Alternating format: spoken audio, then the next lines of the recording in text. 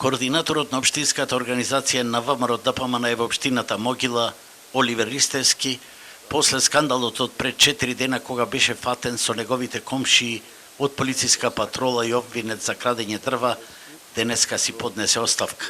Тој ни рече дека таков настан не се случил и дека представува политичка местенка. Правдата ќе ја докажува низ кривично-правна и судска разрешница, но сега не сака да ја прави штета на партијата. Ме погоде хајката организирана од политички неистомисленици против мене, како председател на општински комитет на ВМРО ДПМН. Втора работа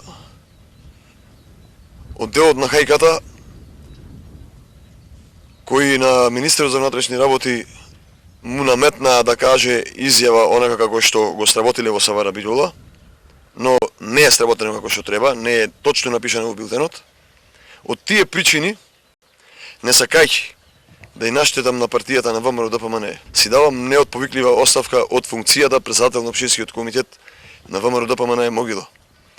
И останувам до крај на располагање на Република Македонија и на мојата матична партија.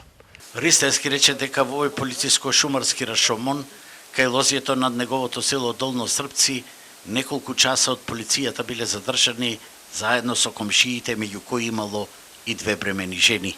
Излегуваме на патот, најднаш полиција имаше пред нас, не запре, слезе од возилото, ние си носевме алати кои се за работа за волозјата. Јас имам старо лозје кое го копачам, другите комши кои беа позади мене си идеја исто одрешење лозје со кола лада нива, во колата сопругата на комшијата, ќерката бремена, снаата бремена, ги извадува од ладата нива како да се терористи.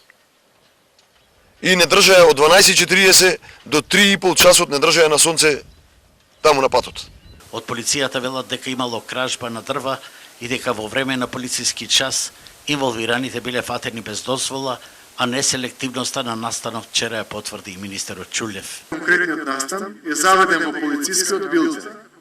За истото информира на јавноста преку медиумите и дополнително не би сакал да навлегувам во политичката припадност на лицата што го сториле настанот. Предходно напоменав дека Министерството за внатрешни работи постапува неселективно према сите граѓани кои што го кршат законот, па така и во конкретниот случај. Според полициската верзија, Ристевски и уште 2 други лица биле фатени од шумарот, како влечка дрва од кај врвот Древеник и веднаш ги пријавил на полицијата, која потоа ги фатила кај неговото лозје, но не нашле дрва. Координаторот пак го тврди спротивното, дозвола не им требало оти биле во атарот на селото и го копачеле лозјето. Од ВМРО ДПМН рекоа дека ќе биде избран нов координатор, а до сегашниот правдата ќе ја докажува во судска постапка.